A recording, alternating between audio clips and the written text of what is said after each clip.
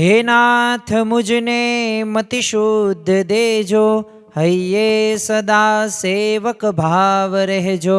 છો શબ્દો મારા પણ આપ આવીને કહેજો, રાજી થઈ અક્ષર ભાવ દેજો, રાજી થઈ અક્ષર ભાવ દેજો. શ્રી સ્વામિનારાયણ ભગવાનની જય. સિયાવર રામચંદ્ર ભગવાનની જય. ઉમાપતિ મહાદેવની જય. દરેક દિવ્ય હરિભક્તોને ધનુર્માસ પ્રવચનમાળાના 5મા દિવસના જય સ્વામી નારાયણ. આજે આપણે એક સ્વામિનારાયણ સંપ્રદાયની અંદર જે એવા માળાના મણકા સમાન એવા ભક્ત થઈ ગયા કે જેમના જીવનની અંદર સાંખ્ય વિચારની તો સમજણ હતી, પરંતુ મહત્વની અને અગત્યની એ દરેક સત્સંગી બંધુ પાસે એ સમજણ હોવી જરૂરી છે, અને એ છે નિષ્ઠા, પતિવ્રતાની ટેક. તો આ પતિવ્રતાની ટેક એ આપણને અગતરાયના પર્વતભાઈના જીવનની અંદરથી એ આત્મસાત થયેલી જોવા મળે છે. તો આજે આપણે એમના જીવન પ્રસંગો સાંભળવાના છીએ, અને એ જીવન પ્રસંગો દ્વારા એમને એ પતિવ્રતાની ટેક કેવી હતી, સાંખ્ય વિચાર કેવો હતો, અને સાથે સાથે એમને જે ઈચ્છા કરેલી હતી એક નૃસિંહ અવતારની, પરંતુ મહારાજની દયાથી એમને કેટલા અવતારોના દર્શન થયા, એના વિશેષ આપણે પ્રસંગો જોવાના છીએ. આમ તો આ અગતરાય જુનાગઢ પાસે આવેલું, અને આ પર્વતભાઈ પોતે આમ પટેલ જ્ઞાતિના હતા, એટલે પોતે ખેતીનો વ્યવસાય કરતા. અને હવે તેમનો એ સત્સંગ જે થયેલો હતો એ રામાનંદ સ્વામીના પોતે એક શિષ્ય હતા, અને દરેક પ્રકારના નિયમ ધર્મયુક્ત એમનું જીવન, અને રામાનંદ સ્વામીની એ દરેક પ્રકારની આજ્ઞા અને નિયમ ધર્મ એ શિર સાટે પોતે પાલન કરતા હતા. આમ તો પ્રથમ તો પોતે માણાવદનની અંદર રહેતા, પરંતુ ત્યાં માણાવદનની અંદર સ્વાભાવિક રીતે લોકની અંદર ત્યાં આપણને ગામ ક્યારે બદલવાનું મન થાય, આપણે સ્થળાંતર ક્યારે કરીએ કે જ્યારે ક્યાંક ત્યાં ઉપાધિ હોય, ત્યાં કંઈક પ્રશ્ન હોય, કાં ધંધાના પ્રશ્નો હોય, કાં પછી સંબંધીઓ તરફથી પ્રશ્ન હોય. પરંતુ અહીંયા તો દ્વેષીઓની ઉપાધિ એટલી બધી હતી, એટલે મયારામ ભટ્ટ અને આ પર્વતભાઈએ બંને નક્કી કરી નાખ્યું કે આપણે હવે અહીંયા માણાવદનની અંદર રહેવાનું થતું નથી, એટલે પોતે અગતરાયની અંદર પોતે જાય છે અને ત્યાં પોતે વસે છે.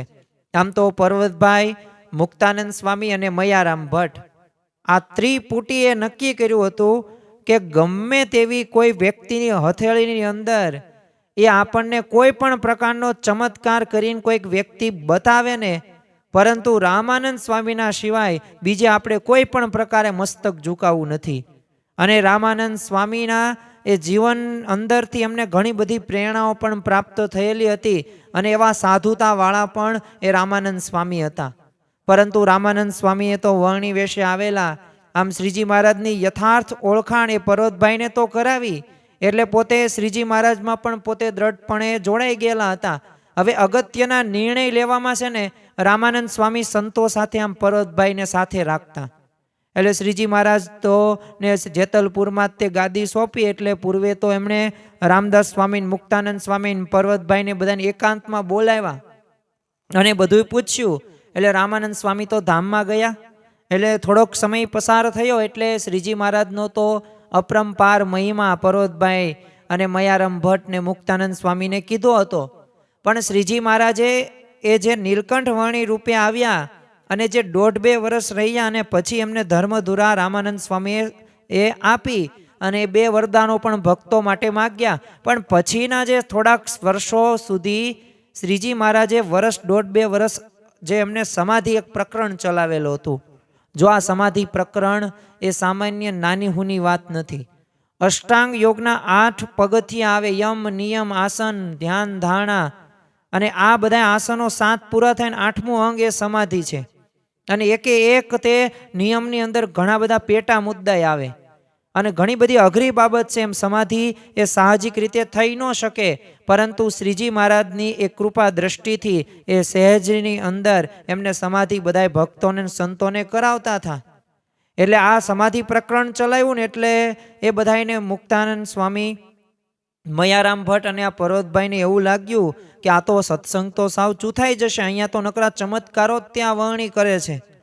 એટલે શ્રીજી મહારાજને ઠપકો આપવા માટે છે ને કચ્છથી મુક્તાનંદ સ્વામી પોતે મેઘપુર આવે છે. અને એમને તે એવું લાગ્યું કે આ ઉદ્ધવ સંપ્રદાય રહ્યો ને, આ ઉદ્ધવ સંપ્રદાય અત્યારે ખતરામાં લાગે છે, મને એવું લાગે છે. એટલે શ્રીજી મહારાજનો તો પ્રભાવ એ પર્વતભાઈ સમજતા હતા, એવો પાછા મુક્તાનંદ સ્વામી એ સમજતા નહોતા. એટલે બધા એ ભક્તો શ્રીજી મહારાજના દર્શનની અંદર પોતે મગ્ન થઈ ગયેલા. એટલે મુક્તાનંદ સ્વામીને તો વધુ શોખ થયો, કારણ કે પર્વતભાઈ મુક્તાનંદ સ્વામીના આમ સખા સમાન કહેવાય, ત્રિપુટી હતી ત્રણેયની. એટલે શ્રીજી મહારાજ તો જ્યારે મેઘવતી નદીમાં પોતે સ્નાન કરવા ગયા ને ત્યારે મુક્તાનંદ સ્વામી આમ પોતે પાછળ રહી ગયા અને પાછું ઉદાસ થતા થતા ચાલતા હોય છે. અને સંઘ તો આગળ નીકળી ગયેલો અને શ્રીજી મહારાજ પણ આગળ નીકળી ગયેલા. જો મુક્તાનંદ સ્વામીને જે રીતે મહારાજની જે આમ ખરેખરી નિષ્ઠા થવી પડે ને, એ નિષ્ઠામાં અજય કાચપ હતી. એ અજય શ્રીજી મહારાજનો એ મહાત્મ્ય જ્ઞાન યુક્ત નિશ્ચય એમને નહોતો થયો. એટલે એ તો પોતે શોક થઈને પોતે પાછળ હાલતા હતા. એટલે પર્વતભાઈએ જાણ્યું કે આ સ્વામી તો અત્યંત શોકમગ્ન છે, એટલે એમનો સંગાથ એમને રાખ્યો. એટલે મુક્તાનંદ સ્વામી છે ને ત્યાં ખાખરાનું વન હતું, તો ત્યાં પોતે શૌચ વિધિ કરવા માટે ગયા. અને એ જ વખતે એમને ચમત્કાર થયો. રામાનંદ સ્વામીએ ખુદ દર્શન આપ્યા અને કહ્યું કે મેં તમને કહ્યું નહોતું કે હું તો ડુગડુગી વગાડનારો છો, ખરા ખેલના ભજવનારા તો એ હવે આવશે. તો હવે આવશે આ છે, આ શ્રીજી મહારાજ છે, આ નીલકંઠ વર્ણી છે, આ વેશે આવ્યા એ છે. અને જે તે પ્રકારના તર્ક પ્રશ્નો હતા એ બધા પ્રશ્નોનું સમાધાન થઈ જાય છે. અને શ્રીજી મહારાજનો અપરંપાર મહિમા રામાનંદ સ્વામીએ ત્યારે મુક્તાનંદ સ્વામીને કર્યો. જો યાદ રાખવું કે શ્રીજી મહારાજ કરતા મુક્તાનંદ સ્વામી એ 23 વર્ષ મોટા હતા, પણ છતાં પણ પછી આ વાત જ્યારે મહિમા સમજ્યો એટલે પોતે એ આનંદમાં એટલા બધા આવી ગયા. તો એમણે તો છે ને તરત પર્વતભાઈ ત્યાં ઊભા જ થઈ એમની સંગાથે જ હતું. એટલે એમને પૂછ્યું કે સ્વામી કંઈ તમે લાદ્યું કે નહીં? અને ત્યારે મુક્તાનંદ સ્વામીએ તો એ હસતા હસતા ડોકું ધૂણાવ્યું અને એમને કીધું કે હા ગુરુ કહી ગયા. અને એમ કહીને જે પણ હકીકત બની હતી એ બધુંય કીધું. અને પર્વતભાઈ તો સ્વામીને સર્વોપરી નિષ્ઠા થઈ ગઈ ને પ્રાર્થના પણ કરતા જ હતા. અને આજે તો એ પણ સિદ્ધ પણ થઈ ગયું. અને પછી તો ઉતારે આવીને સૌ પ્રથમ મુક્તાનંદ સ્વામી તો એ પ્રતીતિ થઈ ગઈ, કારણ કે રામાનંદ સ્વામીએ દર્શન આપ્યા અને ખરેખરી ઓળખાણ મહિમા એમને અપરંપાર થઈ ગયો. સહજાનંદ સ્વામીના હાથ પકડીને પોતે એ ગુરુ ગાદીએ બેસાડ્યા. અને જે સ્વામિનારાયણ સંપ્રદાયની જે આપણે એ મુક્તાનંદ સ્વામી રચિત જે આરતી કે જય સદગુરુ સ્વામી પ્રભુ જય સદગુરુ સ્વામી, તો આ જે આરતી રહી એ આરતી પોતે એમને બોલ્યા અને આરતી ઉતારીને પૂજન પણ કર્યું. અને એ હતું એ આસો સંવંત 1859 કારતક સુદ દશમનો એ દિવસ. અને એ દિવસે મુક્તાનંદ સ્વામીને અને પર્વતભાઈ પણ સાથે હતા, એટલે એમને બધી વાત કરેલી. એટલે આ રીતે છે ને પાક્કો નિશ્ચય પર્વતભાઈને થઈ ગયો કે જે આ મને ભગવાનની પ્રાપ્તિ થઈ છે, જે મારા ગુરુએ મને એ કહ્યું છે એ જ આ ભગવાન છે. આમ તો શ્રીજી મહારાજ છે ને ગરીબો માટે અને યાત્રાઓ માટે છે ને ઘણા બધા ગામોની અંદર પોતે સદાવ્રતની પ્રવૃત્તિ શરૂ એમને કરેલી હતી. હવે એક સમયે છે ને પર્વતભાઈ શ્રીજી મહારાજના એ દર્શને છે ને લોજ ગામની અંદર આવે છે. હવે આ લોજ ગામ કેટલું પવિત્ર કહેવાય કે જ્યારે નીલકંઠ વર્ણીએ એ વિચરણ પૂરું કર્યું ને ત્યારે મુક્તાનંદ સ્વામી પાસે એ આ પ્રશ્નનો જવાબ મેળવે છે 5 અનાદિ તત્વનું. અને આ લોજની અંદર આવે છે ને વાતની અંદર સહજ ભાવે શ્રીજી મહારાજે કીધું કે સદાવ્રતમાં દાણાની કે તાણ પડે છે. હવે આટલું બોલ્યા ને પર્વતભાઈ જો પોતે સમજી ગયા, જો ભગવાન સાથે ને એક વખત નિષ્ઠા પાકી થઈ જાય, એક વખત તને મને ધને એ આપણે જોડાઈ જઈએ ને પછી આપોઆપ એ બધુંય તે આપણે મહારાજનું પ્રશ્નો એ આપણા જ પ્રશ્નો એવું થઈ જાય છે. એટલે પર્વતભાઈ તો તરત તે ઘરે પોતે પહોંચે છે અને જેટલું અનાજ હતું ને કોઠીઓની અંદર એ બધુંય ભરેલું અનાજ બધું ભેગું કર્યું અને લગભગ છે ને આમ 16 કળશી જેટલું અનાજ એ ગાડાની અંદર બધું ભરી નાખ્યું. 8 ગાડા થયા અને પોતે લોજ લઈને આવે છે. હવે આ 16 કળશી એટલે શું? આમ તો આધુનિક સમયે એને કળશી ન કહેવાય, આપણે મણ અને કિલોની અંદર કહીએ છીએ. તો એક કળશી છે ને એટલે 20 મણ થાય અને 16 કળશી એટલે 320 મણ. એ ઘઉં અને બધું અનાજ હતું. એટલે એ સ્વાભાવિક રીતે આપણે ગણતરી કરીએ ને તો કુલ 6400 કિલો જેટલું અનાજ એ ગાડાઓમાં ભરીને લોજ ગામની અંદર પર્વતભાઈ આવે છે. જો મહારાજ ખાલી એટલું જ બોલ્યા હતા સહજની અંદર કે સદાવ્રતમાં દાણા નિતાણ પડે છે, અને પર્વતભાઈએ આ લોજ લઈને આવે છે આટલું બધું. એટલે શ્રીજી મહારાજે પૂછ્યું, પર્વતભાઈ તમે આ બધું અનાજ લાવ્યા પણ ઘરે છોકરા માટે કંઈ રાખ્યું છે કે નહીં? તે એમણે શું કીધું, મહારાજ કણબીના છોકરા ને કૂકડા ભૂખે ન મરે, એ તો ઉકરડા ઉથામીને પણ પેટ ભરે, એટલે તમે અમારી ઉપાધિ ન કરતા. અને શ્રીજી મહારાજ અને મુક્તાનંદ સ્વામી તો જ્યારે આ સાંભળ્યું ને એટલે એ પર્વતભાઈની જે સમર્પણ સર્વસ્વ હતું ને અર્પણ કરવાની ભાવના એ જોઈને પ્રસન્ન થઈ જાય છે. જો શ્રીજી મહારાજના અને ભગવાન અને સંતને અર્થે શું ન થાય, પણ જો મહાત્મા જ્ઞાને યુક્ત નિશ્ચય હોવો જરૂરી છે. અને અગતરાયના પર્વતભાઈના એ આ જીવનમાંથી આપણને સહેજે સહેજે આવા પ્રસંગોમાંથી એ આપણને ખ્યાલ આવે છે. બીજો પ્રસંગ જોઈએ કે એક વખત છે ને ભાલ પ્રદેશની અંદર હવે નાની બોરુ ગામની અંદર તળાવે છે ને કાંઠે 150 માણસોનો સંઘ સાથે છે ને પર્વતભાઈ શ્રીજી મહારાજને મળે છે અને વિનંતી કરે છે કે મહારાજ આજ તમે જે માગો ને એ આપી દો. તે શ્રીજી મહારાજે કીધું કે પ્રકૃતિ પુરુષના લોકથી છે ને બહારની વસ્તુ હોય ને અમને આપો. અને આ સાંભળીને પર્વતભાઈ તો મૂંઝાઈ ગયા, કારણ કે પર્વતભાઈને એમ કે આ કંઈક કોઈ પણ પ્રકારે અનાજ માગશે, કાં કંઈક એવા નિયમ ધર્મ આપશે, એવું કરશે. અને મહારાજે એ પણ કીધું કે આ પુરુષોત્તમ નારાયણને પ્રકૃતિ પુરુષ સુધીનું એ સર્વે કાર્ય રહ્યું ને કાક વિષ્ઠા તુલ્ય છે. એમને શેની અપેક્ષા હોય? એટલે તેઓ તો શ્રીજી મહારાજના ચરણે પછી તો નતમસ્તક થઈ જાય છે, કારણ કે શ્રીજી મહારાજનો જે અભિગમ હતો ને એ અભિગમ કંઈક વિશિષ્ટ રૂપે એ જોવા મળે છે. જો આપણા જીવનની અંદર પણ આ લોકની અંદર આપણે જવાબદારી બધી નિભાવવાની છે અને બધુંય કરવાનું છે, પણ અગત્યનું અને મહત્વનું કામ છે ને રહી ન જાય, એનું એક ખાસ આપણે નિત્ય અનુસંધાન અને જાણપણું રાખવાનું છે. એકવાર શ્રીજી મહારાજ છે ને સંતો સાથે પોતે અગતરાય ગામની અંદર પધારે છે, તો પર્વતભાઈ તો છે ને શ્રીજી મહારાજને અને બધા સંતો ભક્તોને ખેતરે લઈ ગયા. અને ખેતરની અંદર તો એ શેરડીનો વાઢમાંથી સારા સારા છે ને સાંઠા ગોતી લાવે, અને પર્વતભાઈ તો માંદળિયા કરે અને શ્રીજી મહારાજને જમવા માટે એમના ખોળાની અંદર એમને આપ્યા. અને પછી તો પર્વતભાઈને શેરડીના માંદળિયા તે સામે શ્રીજી મહારાજે આપ્યા. તો પર્વતભાઈએ કીધું કે મારા ઈષ્ટદેવ જમે ને તો જ હું જમું. તો પર્વતભાઈ કે મહારાજ આ આપની કોણ ઈષ્ટદેવ તમારા, તમે આ શું બોલો છો તમે? તો પર્વતભાઈએ શું કીધું કે મહારાજ આપની આ ઓળખાણ અમને છે ને સંતોએ કરાવીશ, એટલે આ સંતો રહ્યા ને મારા ઈષ્ટદેવ કહેવાય. અને જ્યારથી તમે ખટરસના ત્યાગ કરાવ્યા છે ને ત્યારથી આ ખટરસનો ન જમવાનું મેં અને ઘરના બધાએ નિયમ લીધો છે. એટલે સંતો જમે ને તો અમારાથી શેરડી જમાશે, બાકી શેરડી જમાશે નહીં. જો વિચાર તો કરો કે નિસ્વાદી વર્તમાનની અંદર પણ પર્વતભાઈના આ પ્રસંગો આપણને વિશેષ પ્રતીતિ આપે છે. પણ એથી એક વિશેષ વાત કેવી હોય તો ઘરની અંદર પણ કેવો સંપ હશે કે પર્વતભાઈ તો પોતે આ ખટરસના નિયમો હવે એમને કોઈ એકને કહેવામાં નહોતું આવ્યું, પણ સંતોને ખટરસના નિયમ આપેલા એટલે એમને નક્કી કરેલું, એમના પરિવારના સભ્યોએ નક્કી કરેલું કે આપણે પણ આ ખટરસના નિયમ જાળવવા છે. જો શિક્ષાપત્રીની અંદર શ્રીજી મહારાજે કીધું છે કે સર્વેન્દ્રિયાણી જીતાણી રસનીયાની ઇન્દ્રિય વિશેષ જીતાણી, એટલે કે બધી ઇન્દ્રિયોનો જીતવાની જ છે, પણ વિશેષ કરીને જે રસના, કારણ કે જીવવાને થકી જે રસની આસક્તિ રહીને આ આસક્તિના લીધે ઘણી બધી વખત વ્યક્તિ દુઃખના એ પ્રશ્નોની અંદર એ ચક્રાવાની અંદર ઘૂમે છે. પણ આ ખટરસના વ્રત એ આ પર્વતભાઈ એમના સગા સંબંધીઓ જે હતા એમના કુટુંબીજનો એમને કરેલું હતું. અને આ સાંભળીને તો બહુ પ્રસન્ન થઈ જાય છે ને કહે છે કે સંતો આજથી તમારા ખટરસના વ્રત પૂરા. અને એમ કહીને શ્રીજી મહારાજે સંતોને શેરડી જમાડી અને પર્વતભાઈને પછી શેરડીનો પ્રસાદ આપ્યો. જો આને આત્મબુદ્ધિ કહેવાય. અને આત્મબુદ્ધિ કોની સાથે? શ્રીજી મહારાજ પ્રત્યે તો હતી જ તે, પણ સંતો પ્રત્યે પણ એ આત્મબુદ્ધિ આ પર્વતભાઈના જીવનમાંથી આપણને જોવા મળે છે. જો પોતે દેહ અને દેહના સંબંધી કરતા પણ એ સંતો ભક્તોને પોતે અધિક સમજતા હતા, એટલે જ તે ખટરસ ન જમવાનો નિયમ એમને 1-2 મહિના નહીં 1.5 વર્ષ સુધી એમને પાલન કર્યું હતું.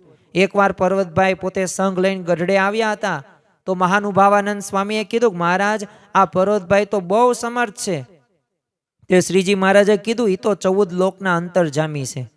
અને એમ કહીને તો સર્વે સંતોને આજ્ઞા કરી કે આ તમે બધાય પર્વતભાઈના દર્શન કરજો. તો વિચાર તો કરો કે જે ભગવાન એ ભક્તના વખાણ કરે છે, કેવી સર્વોચ્ચ સ્થિતિને આ પર્વતભાઈ જો પોગ્યા હશે. જો આપણે પણ આ ધનુર્માસ પ્રવચન માળાની અંદર આપણે જો આ પ્રવચન માળા છે, આ પ્રવચન માળાની અંદર વિવિધ ભક્તોના આપણે જીવન પ્રસંગો જોઈએ છીએ. અને આ પ્રસંગો રહ્યાને એક એક પ્રસંગો આપણને કંઈક નવી દિશા આપશે. આપણામાં જો એ જીવાને થકી જો આસક્તિ હશે ને જીભને વિશે, તો ઓછી કરાવશે. જો આપણે આમાં આત્મબુદ્ધિ નહીં હોય ને તો આ પ્રસંગો આપણને આત્મબુદ્ધિ સુધી લઈ જશે. એકવાર છે ને સ્વરૂપાનંદ સ્વામીને હવે અંતરની અંદર અશાંતિ થઈ, એટલે શ્રીજી મહારાજે પર્વતભાઈનો સમાગમ કરવા માટે એમને આદેશ આપ્યો. તે સ્વરૂપાનંદ સ્વામી અગતરાય આવ્યા અને પર્વતભાઈને બધી વાતો કરી. તો આમ થોડા દિવસ વીત્યા ને પછી તેઓ ફરી વખત શ્રીજી મહારાજ પાસે આવ્યા. તે શ્રીજી મહારાજે સ્વરૂપાનંદ સ્વામીને પૂછ્યું કે હવે શાંતિ થઈ કે ન થઈ? તે એમણે કીધું કે ના મહારાજ, હજી શાંતિ થઈ નથી. હું તો અગતરાય પણ ગયો, પર્વતભાઈને પણ મળ્યો અને સમાગમ પણ કર્યો, પણ હજે શાંતિનો અનુભવ થયો નથી. મારા પ્રશ્નનો જવાબ મને મળ્યો નથી. તે શ્રીજી મહારાજે કીધું તો પછી અગતરાય જઈને કર્યું છે શું તમે? તે એમણે કીધું કે પર્વતભાઈને આપના મહિમાન બધી વાતો કરી. તમે કેવા છો એટલે પૂર્ણ પુરુષોત્તમ સર્વોપરી ભગવાન છો, તમારું અક્ષરધામ, તમારું સુખ, તમારા બધા નિયમને એવું બધી વાતો કરી મેં. તે શ્રીજી મહારાજ કે એલા અમે તમને વાતો કરવા નહીં પણ પર્વતભાઈની વાતો સાંભળવા મોકલા હતા.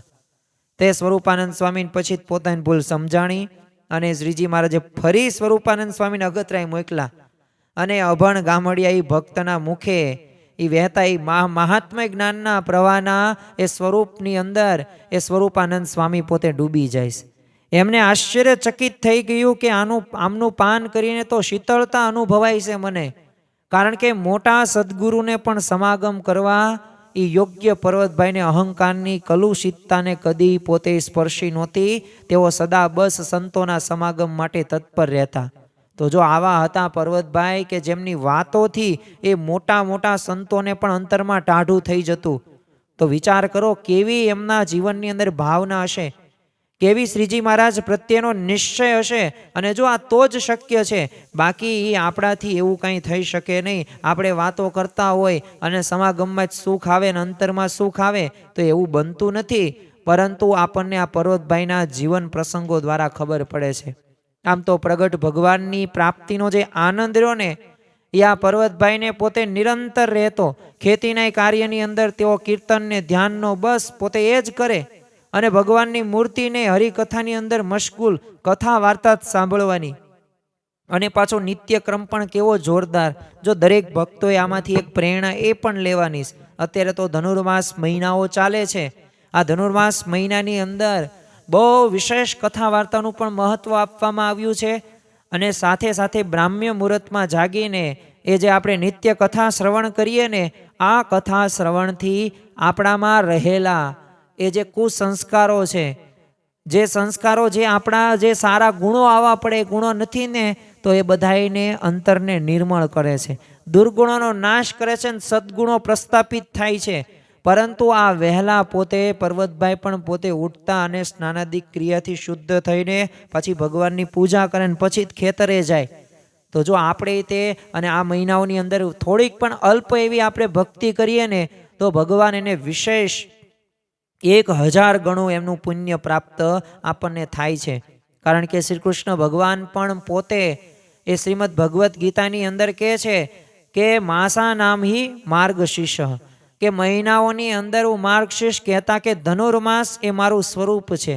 તો જો આ સ્વરૂપ એટલે કે આ મહિનો, તો આ મહિનાની અંદર આપણે ઓછી ભક્તિ પણ કરીશું ને તો વિશેષ આપણને ફળ પ્રાપ્ત થવાનું જ. પણ પછી સાવ ભક્તિ નહીં કરીએ તો પાછો કોઈ લાભ આપણને થવાનો નથી. અને નિત્યક્રમ પૂજા કરીને પછી જ ખેતરે જવાનું અને બપોર સુધી કાર્ય કરે, જમીને ઘડી 2 ઘડી વિસામો લે, પાછું પુનઃ પોતાના કામની અંદર જોડાઈ જાય.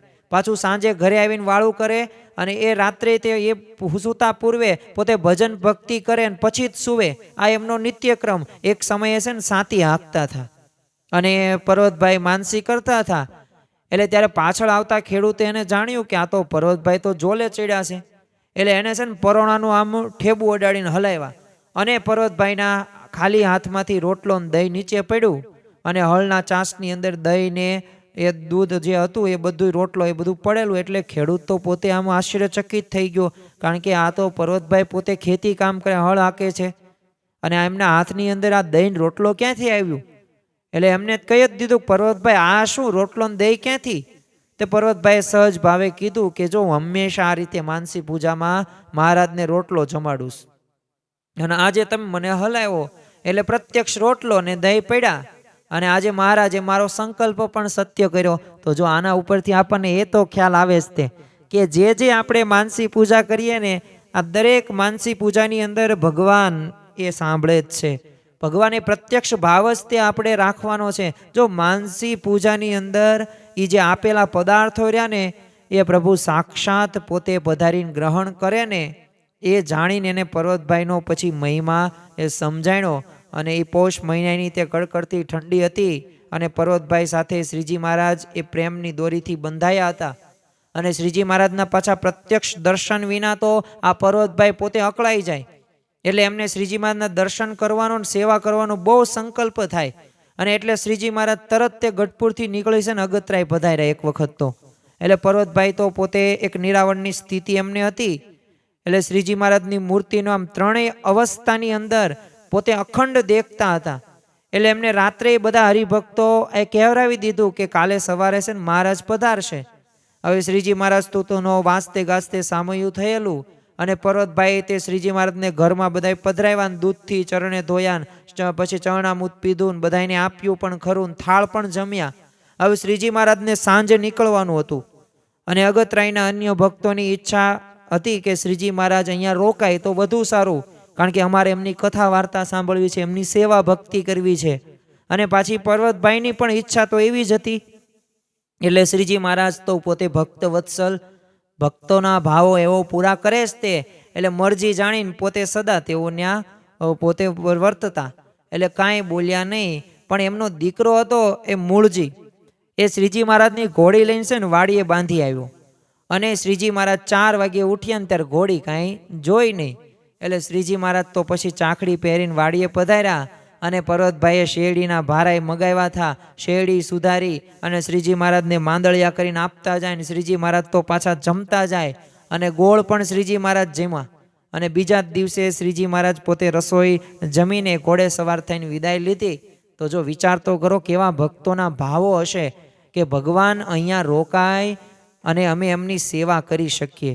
બાકી આવી ભાવનાઓ એ સ્વાભાવિક રીતે અત્યારના સમયની અંદર આપણે ભગવાન કે સંતની કે એમાં સમય કાઢવો ને એ એક મોટામાં મોટું તપ ગણી શકાય. આવો શુદ્ધ ભાવ આપણા જીવનની અંદર જ્યારે આવશે ને, ત્યારે ભગવાન અને સંત એ પ્રત્યક્ષ રૂપે એ ખરેખર આપણી માનસી પૂજા હોય કે આપણા ભાવો બધાય સ્વીકારે છે.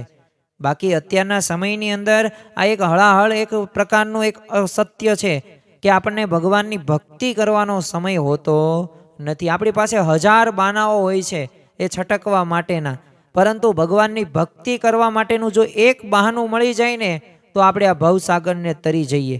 હવે શ્રીજી મહારાજ તો પોતે ઘોડે સવાર થઈને વિદાય લીધી, અને ગામને પાદર ગયા, ને ત્યાં જ તે ઘોડીએ તોફાન આદર્યું. તે શ્રીજી મહારાજે ઘોડીનું આમ છે ને થોડુંક ચોકડું જોરથી પકડી રાખ્યું, પણ છતાંય ઘોડી 2-3 વાર આમ જાડ થઈ ગઈ. એટલે શ્રીજી મહારાજે એ વખતે ઉતરવા જતા હતા ને ત્યાં જ તે ઘોડી રેન ફરી ઝાડ થઈ, અને શ્રીજી મહારાજ નીચે પડ્યા, અને જમણા પગનું હાડકું હતું એ ભાંગી ગયું.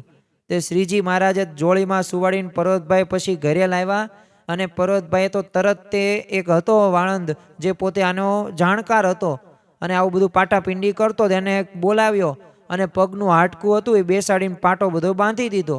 અને પછી જતા જતા એને છે ને જેમ ડૉક્ટર કેમ આપણને સલાહ સૂચન આપે કે આ તમારે નહીં ખાવાનું, આ નહીં ખાવાનું, એમ શ્રીજી મહારાજને કહી દીધું કે દહીં છાશ કે ખટાશ તમે ખાતા નહીં. અને બીજા જ દિવસે ત્યાં તે મહારાજે સવારે ઉઠીને દહીં માંગ્યું. તે પર્વતભાઈએ કીધું જો દહીં ન ખવાય, એ વાળંદ દહીં ના પાડી છે. તે શ્રીજી મહારાજે હઠ પકડી કે નહીં મારે દહીં ખાવું જ છે, અને છેવટે શ્રીજી મહારાજને દહીં આપ્યું. તો આમ તો શ્રીજી મહારાજ દરરોજ તે પાછા દહીં ખાય જ તે. તો એક દિવસ તો છે ને જમતા હતા ને ત્યાં જ ઓલો વાળંદ આવ્યો, અને શ્રીજી મહારાજ દહીં જમતા હતા ને જોઈને ખીજાઈ ગયો. એટલે એણે કીધું કે આને તમે ભગવાન કહો છો? તો શ્રીજી મહારાજે કીધું તું પાટો તો છોડ, જોતો ખરો કે શું થયું છે. તો વાળંદે બબડતા બબડતા પાટો છોડ્યો. તો શ્રીજી મહારાજનો પગ હલાવ્યો ને તો એને આશ્ચર્ય થયું કે આ શું, કે આ તો કંઈ વાગ્યું જ નહોતું.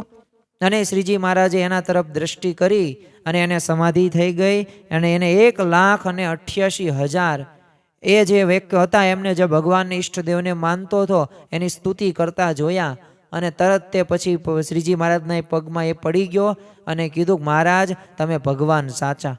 અને શ્રીજી મહારાજ રાજી થઈ ગયા. પોતાનો પાગ હતો, અંગરખું હતું અને ખેસ હતો એ બધું ભેટમાં એને આપ્યું. તો પર્વતભાઈએ શ્રીજી મહારાજને કીધું કે તમારી અરજી સાંભળીને દેહ રાખ્યો છે, હવે અમને ગઢપુર જવા દો. તો એમ શ્રીજી મહારાજને પછી એ ગઢપુર પછી પધારે છે. પણ જો આ એ ભક્તની એક સાચી નિશાની કે જો તમારો અંતરનો જો ભાવ હોય ને તો એ ખરેખર શ્રીજી મહારાજ કે ભગવાન કે જે તમને સંત એ તમને પ્રત્યક્ષ રૂપે તમારો ભાવ સ્વીકારીને એ તમને દર્શન આપે જ છે. આવા ભાવવાળા આપણે ભક્તો થવાનું છે. પર્વતભાઈના તો વખાણ શ્રીજી મહારાજ ગમે ત્યારે હંમેશા આમ કરી શકતા હતા. કારણ કે માળાના મણકાની અંદર આ પર્વતભાઈનું નામ એ ટોપ 10ની અંદર આવે છે. જો આ કોઈ આપણે સરખામણી નથી કરતા. આમ તો શ્રીજી મહારાજના બધાય ભક્તો રહ્યાની માળાના મણકા સમાન જ ગણી શકાય. પરંતુ દરેકમાં કેમ ક્લાસની અંદર બધા હોશિયાર તો હોય જ તે, પણ પહેલો નંબર, બીજો નંબર, ત્રીજો નંબર તો એ કાંઈ બધાયને ન આવે.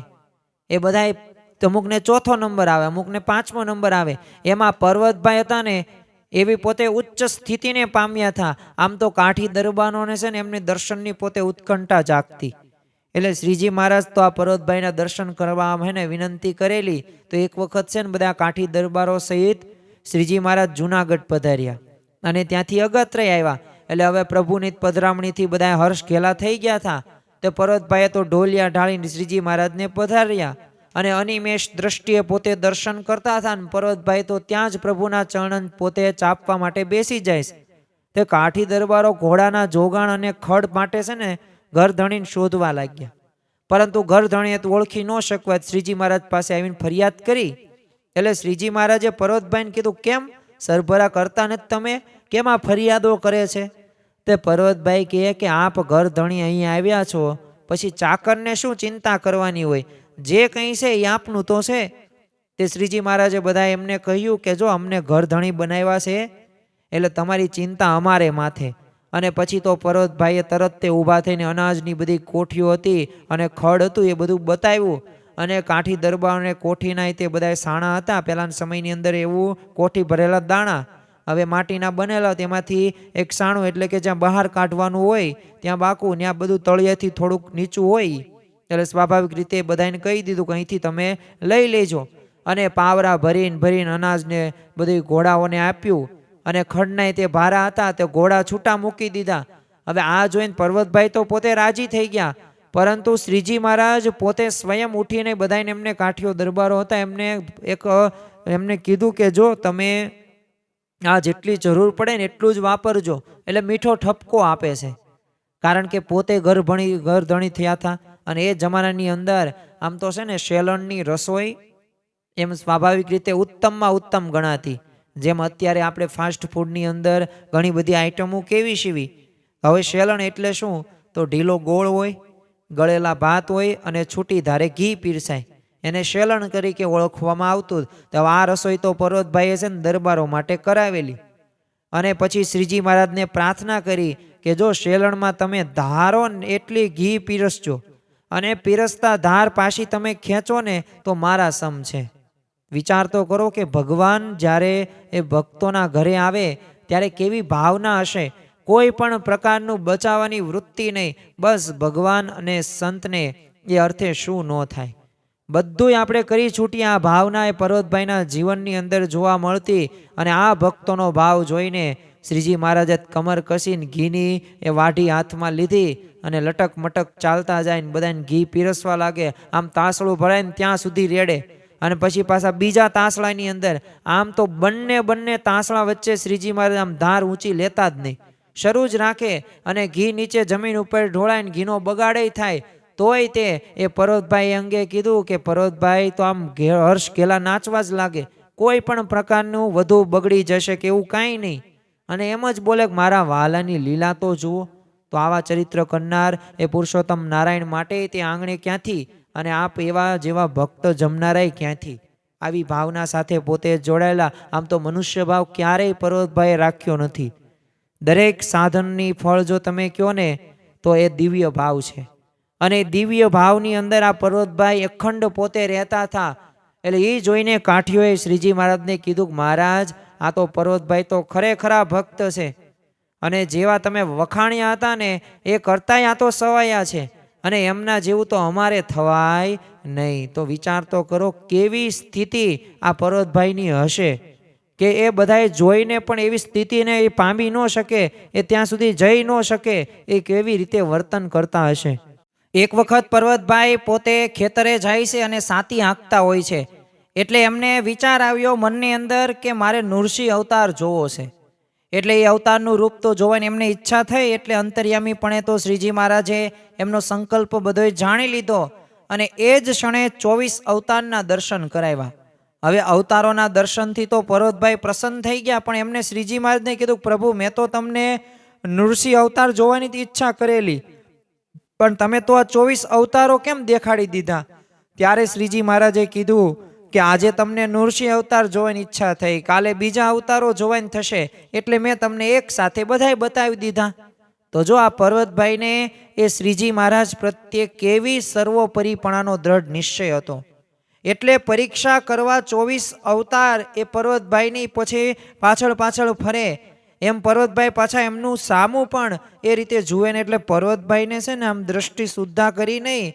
એટલે મુક્તાનંદ સ્વામીની નોંધ ઉપરથી છે ને સિદ્ધાનંદ સ્વામીએ એ હરિચરિત્રામૃત સાગર નામના એક ગ્રંથની અંદર લખ્યું કે કોઈ કિમિયાગર આવે ને અનંત ચમત્કાર બતાવે, શ્રીજી મહારાજની જેમ બોલે ચાલે હસે જુએ, એમ અદલ દેશી લાવે. પણ જો શ્રીજી મહારાજ તો એ જંબુરિયા સંતો એને કળી જતા ને લેશ પણ એમનામાં લોભાતા નહીં.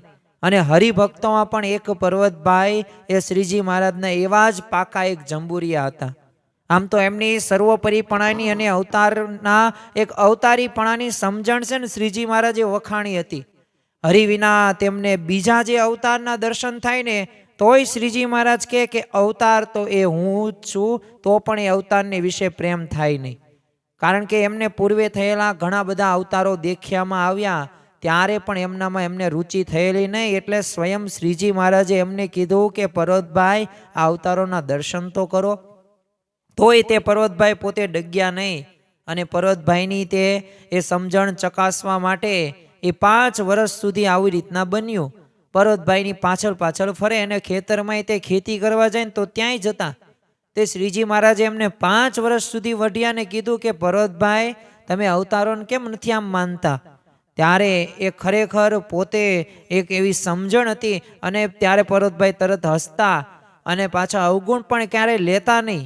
મોડી વાત નહીં. એટલે શ્રીજી મહારાજે બહુ વઢ્યા ને ત્યારે પર્વતભાઈ કીધું, મહારાજ જો સર્વે કારણના કારણ છે ને તમે છો, અને તમે મને મળ્યા છો, તો પછી હવે મારે પામવાનું શું બાકી રહ્યું?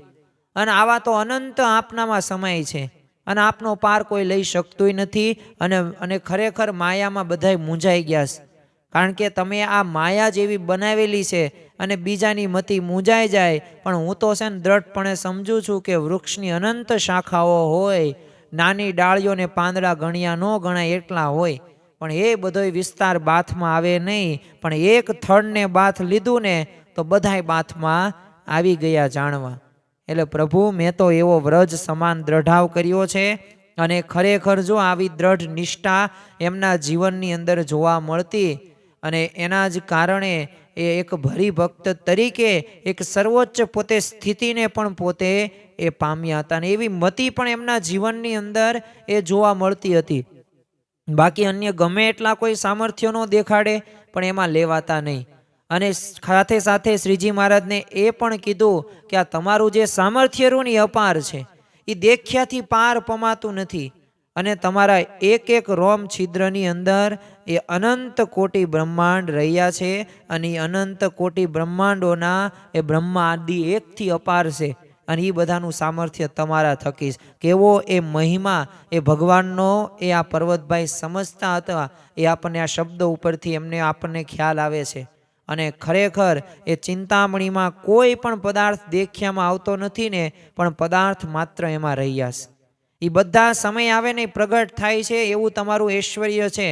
અને એવા ભગવાનની મને પ્રાપ્તિ થઈ. જો આવી સમજણથી તો એ શ્રીજી મહારાજ પણ અતિ પ્રસન્ન થઈ ગયા. અને ત્યાર પછી એમને જે અવતારો હતા એ બધા દેખાતા બંધ પણ થઈ ગયા. પણ કહેવાનું શું છે કે એમના જીવનની અંદર આ પ્રકારની સમજણ એમને આત્મસાત કરેલી હતી. એકવાર તો પર્વતભાઈના પુત્ર હતા, એમનું નામ મેઘજી.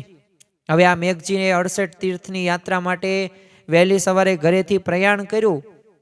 પણ ગામના પાદરે આવતા એના છે ને 68 નાના નાના બાળકોને એ પોતાના ગામ અગતરાય તરફ હાથ જોડીને નમન કરતા જોયા. એટલે એ બધાએ બાળકોને તેમના નામ ને જ્ઞાતિ ને બધું નિવાસ સ્થાન પૂછ્યું. તો બાળકોએ જણાવ્યું કે જો અમે 68 બાળકો 68 તીર્થ છીએ, અને અહીંયા ગામમાં પુરુષોત્તમ નારાયણનો સાક્ષાત્કાર પામેલા ભક્ત પર્વતભાઈ રહે છે, એટલે એમની અમે ચરણ રદ લેવા આવ્યા છીએ, એટલે અમે પાવન થઈ જઈએ. અને આ સાંભળીને હવે આ પર્વતભાઈના પુત્ર મેઘજીને પોતાનો પિતાનો મહિમા સમજાઈ ગયો અને પોતે તીર્થ કરવાનું એને માંડી વળ્યું. એક વખત તો પર્વતભાઈને શ્રીજી મહારાજે ગઢપુર બોલાવ્યા અને મયારામ ભટ્ટે આવીને પર્વતભાઈને પત્ર આપ્યો, અને પત્ર વાંચીને પર્વતભાઈએ તરત ગઢપુર પ્રતિ પ્રયાણ કર્યું. પરંતુ ભક્તના ઘરે પરિસ્થિતિ કેવી ગંભીર હતી, તો એનો જે પુત્ર હતો એ માંદગીથી પીડાતો હતો અને જીવન માટે પણ શંકા હતી કે જીવશે કે મરશે. એટલે પોતે અસમંજસતાથી એ ઘરની પરિસ્થિતિ એવી થઈ ગયેલી, એટલી ભયંકર માંદગી એને ગ્રહણ કરેલી. એટલે આવી પરિસ્થિતિની અંદર તો મયારામ ભટ્ટે પર્વતભાઈને કીધું કે તમે ગઢડા અત્યારે ન જાઓ, અને આ જીવનની છેલ્લી પળોની અંદર આ પુત્રની તમે સંભાળ રાખવા માટે અહીંયા વિતાવો તો સારું. પરંતુ શ્રીજી મહારાજે તો સર્વે દુઃખોમાં એ રક્ષણ કરતા સમજતા એ પર્વતભાઈને ગઢપુર પ્રતિ પ્રયાણ કર્યું. અને આ બાજુ એમના પુત્રે દેહ છોડ્યો. અને જે આ સમાચાર પર્વતભાઈને એક દોડતા માણસે આવીને કીધા, તે પર્વતભાઈને 1% દુઃખ લાગ્યું નહીં, આંસુ પણ નહીં, કોઈ દુઃખના ઉદ્ગારોય નહીં. બસ એમનું જે સ્વસ્થ ચિત્ત જે પહેલા હતું ને એવું જ રહ્યું. અને કહ્યું કે મારે તો શ્રીજી મહારાજની આજ્ઞા પ્રમાણે ગઢપુર જવાનું છે, પત્ર આવ્યો છે, એટલે હું પાછો નહીં આવું, પણ તમે એનો અગ્નિ સંસ્કાર જે થતું હોય એ બધું કરી નાખજો. અને એમ કહીને તો આવેલા માણસને વળાવ્યો અને સૂતકને તે ધર્મ અનુસાર માર્ગમાં વહેતા એક વોકળાની અંદર પોતે સ્નાન કરીને આગળ જાય છે. એટલે હવે ગઢપુર તો આવે છે, શ્રીજી મહારાજને મળે છે, પણ ભગવાન તો બધુંય જાણે. એટલે એમને મળ્યા એટલે તરત કીધું કે પર્વતભાઈ, તમારા પુત્રને માંદગી હતી તે સુવાણ થઈ? તે પર્વતભાઈ કે હા મહારાજ, એને બહુ સુવાણ થઈ.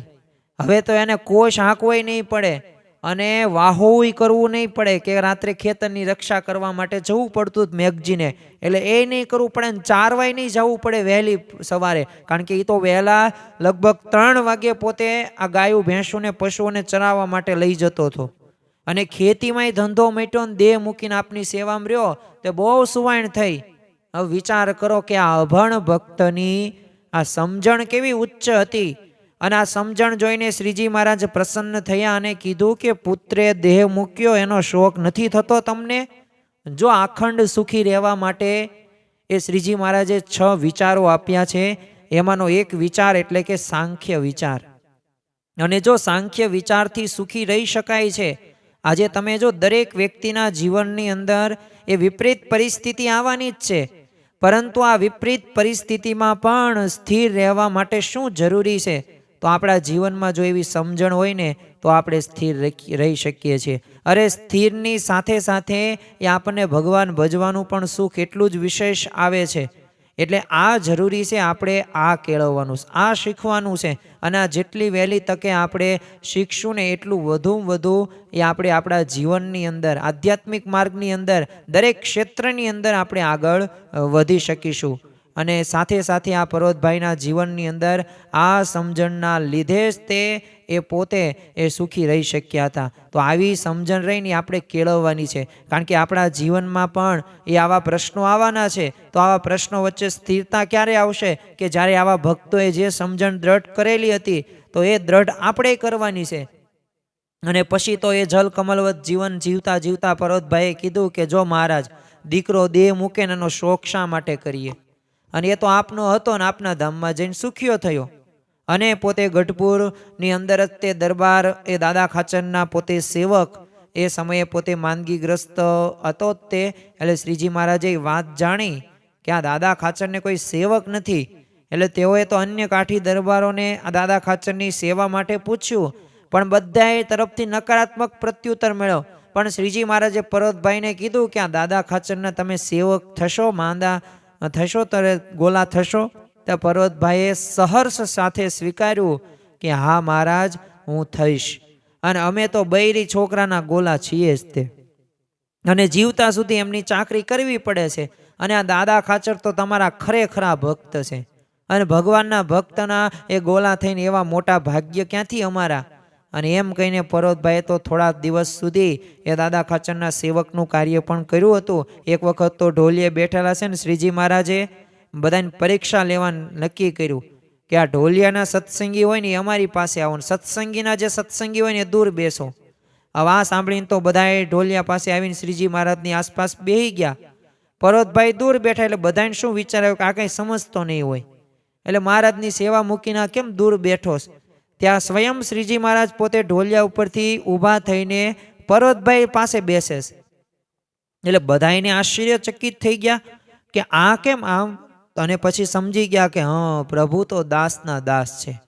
એ સત્સંગીના સત્સંગી થઈ રહ્યા ને એના ઉપર જ શ્રીજી મહારાજ પ્રસન્ન થાય છે. તો જો આવો સંબંધનો મહિમા એ પર્વતભાઈ જાણતા હતા, અને આવો સંબંધનો મહિમા આપણે પણ ભક્તો પ્રત્યે આપણે કેળવવાનો છે, શીખવાનો છે. અને જો આ સંબંધનો મહિમા હશે ને તો જ તે આપણને ભગવાન અને સંતના રાજીપાને પાત્ર પણ બનીશું. આમ તો દુષ્કાળના વર્ષની અંદર હરિભક્તોને તકલીફ ન પડે ને એવા શુભ આશયથી શ્રીજી મહારાજે બધું સંતોના વિચરણને અટકાવેલું હતું. પણ આવા સમયે તે પર્વતભાઈએ શ્રીજી મહારાજને પ્રાર્થના કરી કે એક તો વર્ષ મોડું છે ને બીજું આપે સંતોને ગામડે જવાની બંધી કરીશ, એટલે અમારે તો છે ને 2 દુષ્કાળ પડ્યા છે, તો દયા તમે કરો. તે શ્રીજી મહારાજે આ પર્વતભાઈનો ભાવ જોઈને એની સાથે છે ને સંતોને મોકલા, અને સંતોના સમાગમથી તે દુકાળમાં પણ એ પર્વતભાઈને સુકાળનું સુખ એમને અનુભવ્યું. એક સમયે તો છે ને ખેતરમાં વાડ બાંધવા માટે એ જરડું કાપવા કુહાડીનો પ્રહાર કર્યો. હવે થયું એવું કે કુહાડી છટકીને એમના પગ ઉપર પડી, અને એમને જોડા પહેર્યા થાય એટલે પગ તો સુરક્ષિત રહ્યો, પણ તરત તે પર્વતભાઈને જો અંતરમાં વિચાર સ્ફુર્યો, અંતરદ્રષ્ટિ થઈ. આપણને આવા વિચારો ન આવે, અને પર્વતભાઈને તરત વિચાર આવ્યો કે જો આ કુહાડી પગમાં વાગી હોત ને તો 6 મહિનાનો ખાટલો થાત, અને એમાંથી ભગવાને મારી રક્ષા કરી. એટલે એટલા સમય તો મારે ગઢપુર શ્રીજી મહારાજનો સમાગમ કરવા માટે જવું જ છે, અને પોતે ગઢપુર જાય પણ છે. અને શ્રીજી મહારાજનો સમાગમ કરવા માટે એ વારંવાર પોતે આ રીતે જતા હતા. એક વખત તો પર્વતભાઈ ગઢપુર દર્શન સમાગમનો લાભ લેવા ગયા, તો 7 દિવસ પછી છે ને શ્રીજી મહારાજે બ્રહ્મચારીને પૂછ્યું કે આ પર્વતભાઈ જમે છે ક્યાં? તે બ્રહ્મચારી કે મહારાજ એ તો દરબારમાં જ જમતા હશે ને.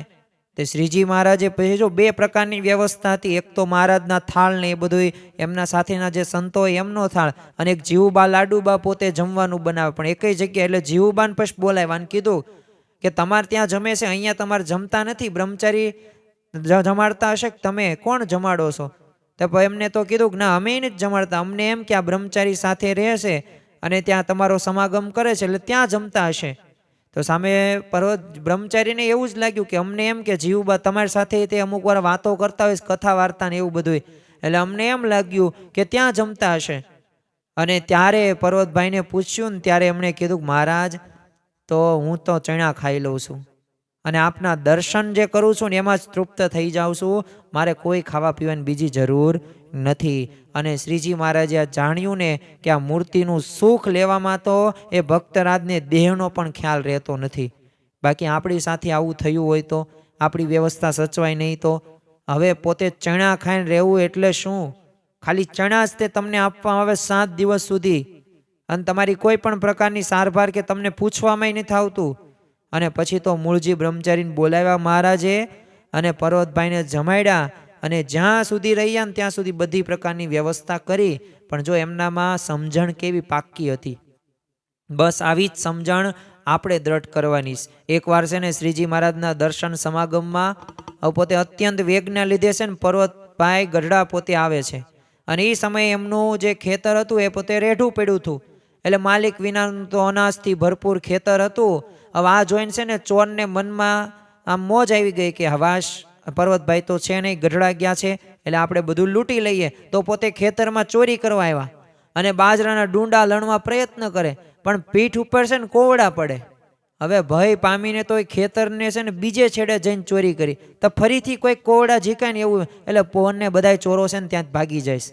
અને શ્રીજી મહારાજે એ રીતે પર્વતભાઈની ધાન્યની રક્ષા કરી. પર્વતભાઈને ખેતીમાં તે એક વ્યક્તિની જરૂર તો હતી જ તે, એટલે એ વાત જાણીને છે ને શ્રીજી મહારાજે ખોરસા ગામના વતની એક રાજાભાઈ હતા, એ હરિભક્તને પર્વતભાઈને જે ઘેરે ખેતી કામમાં મદદ કરવા માટે મોકલા હતા. તો જો આવી રીતે સાર સંભાળ પણ શ્રીજી મહારાજ ઘણી બધી વખત પર્વતભાઈની રાખતા હતા. આમ તો પ્રભુ ભક્તિથી જ તે એ મદમગતું જીવન એ જીવતા પર્વતભાઈને શ્રીજી મહારાજે આમ પોતાના આશ્રિત જે સત્સંગી જનો એની પંક્તિની અંદર પ્રથમ સ્થાન આપ્યું. અને મુક્તાનંદ સ્વામી તે બ્રહ્માનંદ સ્વામીએ પણ જણાવ્યું હતું કે અમારા ખરેખરા સત્સંગી તો આ પર્વતભાઈ ગોરધનભાઈ છે, કારણ કે એ પોતાના આત્માને અક્ષરરૂપ માનીને ત્રણેય અવસ્થાની અંદર અમને નિરંતર દેખે છે. અને ખરેખર વચનામૃતની અંદર પણ શ્રીજી મહારાજે સ્વમુખે પર્વતભાઈની ભક્તિ રહીને એ ગોપીઓની પ્રેમ લક્ષણા ભક્તિ તુલ્ય કરીને વખાણી પણ છે. અને ભક્ત ચિંતામણી ગ્રંથની અંદર પણ નિષ્કાન સ્વામી પોતે કહે છે, અને શું લખે છે નિષ્કાન સ્વામી આગતરાયના પર્વતભાઈ વિશે? પુણ્ય પવિત્ર પર્વતભાઈ, જેની અખંડ વૃત્તિ હરિમાઈ, સ્થિતિ પિંડ બ્રહ્માંડ ને પાર, નાવે જોઈએ જગત લગાર, અક્ષર રૂપ મોટપ તે તણી, વેશ્ય ભક્ત માહી શિરોમણી. તો આવી રીતે ભક્તો ચિંતામણી ગ્રંથની અંદર પણ નિષ્કાન સ્વામીએ એમની એક પુણ્ય પવિત્ર એક પર્વતભાઈ કહ્યા છે. અખંડ વૃત્તિ ભગવાનમાં જ તેઓ રાખતા હતા. અને અક્ષર બ્રહ્મ ગુણાતીતાનંદ સ્વામીએ તે પર્વતભાઈનો મહિમા ઘણી વાર કહ્યો છે. આમ તો જ્ઞાને કરીને જેવી સ્થિતિ કરવી ને એ દેખવા પણ અધિક છે એ દેખતા કરતા. અને પર્વતભાઈ કૃપાનંદ સ્વામી મુક્તાનંદ સ્વામીને એમને સમાધિ નહોતી, પણ મૂર્તિને દેખતા. અને પર્વતભાઈ તો હમણાં આપણે સમજીએ છીએ એમ સમજતા, માટે બ્રહ્મરૂપ માનીને ભગવાનમાં માહી છે એમ માનવું ને એ જ્ઞાનની સ્થિતિ છે.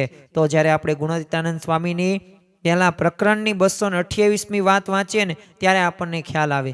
બીજી પણ વાતની અંદર એ એમને કહેલું કે સાધુ સેવ્યા હોય ને નિર્વાસનિક હોય તો પણ શ્રી કૃષ્ણ ભગવાન તથા પર્વતભાઈ તથા ગોવર્ધનભાઈની પેઠે છોકરા તો થાય, પણ એમનું વિષયમાં ભજન ન થાય. તો જો એક વિષયનું ભજન ન થાય ને એની પણ એ પર્વતભાઈ ખાસ એ કાળજી રાખતા હતા. એવા એક ભક્ત હતા. પર્વતભાઈનું નામ ગ્રંથમાં ક્યાંય લખ્યું નથી, પણ એ તો અતિશય મોટા છે. ફરી વખત ગુણાતીતાનંદ સ્વામી એમનો મહિમા કહેલો હતો. અને એક વાતની અંદર તો એ ગુણાતીતાનંદ સ્વામીએ પણ આ 24 અવતારો સંબંધિત વાત કરેલી કે અગતરાયના જે પર્વતભાઈ રહ્યા ને એમને શ્રીજી મહારાજની મૂર્તિ ત્રણેય અવસ્થાની અંદર દેખાતી. અને એમને સંકલ્પ કર્યો ને તો બીજા ભગવાનના અવતારો સ્વરૂપ દેખાણા. અને પાછા 24 અવતાર એ મૂર્તિઓ પર્વતભાઈ આગળ આવીને ઊભી અને પર્વતભાઈના દર્શન કર્યા. ને પછી તો એ જે પણ અવતારો હતા એ શ્રીજી મહારાજની સ્તુતિ કરીને એમાં લીન થઈ ગયા. અને આ અલૌકિક પ્રતાપ એ શ્રીજી મહારાજ આવો દેખાડતા હતા પર્વતભાઈને. અને એ પર્વતભાઈની તે સર્વોપરીપણા હોય કે અવતારપણાની સમજણ રહીને એ ઘણી બધી વખાણી છે. અને હરિચરિત્રામૃત સાગરની અંદર પણ લખ્યું છે કે શ્રી હરિ વિના પર્વતભાઈને બીજા અવતારમાં દર્શન થાય. અને શ્રી હરિ કહે કે અવતાર એ હું છું, તોય એમને અવતારને વિશે પ્રેમ નહીં. તો આવી ભક્તિ એ અમને જોવા મળે છે. તો ખરેખર આ પર્વતભાઈના જીવન પ્રસંગો દ્વારા આપણને ઘણી બધી પ્રેરણાઓ પ્રાપ્ત થાય છે. મુખ્ય તો વાત એટલી જ સમજવાની છે કે પ્રગટ ભગવાનની જે પ્રાપ્તિનો આનંદ એ જેવો પર્વતભાઈ લેતા હતા ને એવો આપણે લેવાનો છે. એ 24 અવતારોના દર્શન તો થયા, પણ એ પતિવ્રતાની ટેક. જો દરેક ધર્મ કે દરેક સંપ્રદાયની અંદર એ આ પતિવ્રતાની ટેક હોય છે, સર્વોપરીની ટેક હોય છે. તો આપણને પણ ભગવાન જે મળ્યા છે એ સર્વોપરી ભગવાન છે. ત્રણેય અવસ્થાની અંદર એ ભગવાનને દેખતા હતા. તો આવી પોતે નિરાવરણ સ્થિતિને પણ પામ્યા હતા. અને સાંખ્ય વિચારની પણ સમજણ એ આપણને એમના જીવન પ્રસંગો દ્વારા ખ્યાલ આવે છે. તો ખાસ આજના દિવસે મહારાજ સ્વામીના ચરણોમાં પ્રાર્થના કરીએ કે આપણા જીવનની અંદર પણ જેવી રીતે પર્વતભાઈએ શ્રીજી મહારાજનો મહાત્મ્ય જ્ઞાને યુક્ત નિશ્ચય કર્યો, જે મહારાજે જે આજ્ઞા કરી એ આજ્ઞા શિર સાટે પાળી, એવી જ રીતે આપણે પણ આપણા જીવનની અંદર ડગલે ને પગલે પરિસ્થિતિઓ ક્યારેક વિપરીત આવશે, પણ આ દરેક પરિસ્થિતિ વચ્ચે સ્થિર રહીને ભગવાનનું આપણે ભજન કરીને એ રાજી કરી શકીએ, એ જ આજના દિવસે પ્રાર્થના. શ્રી સ્વામિનારાયણ ભગવાનની જય.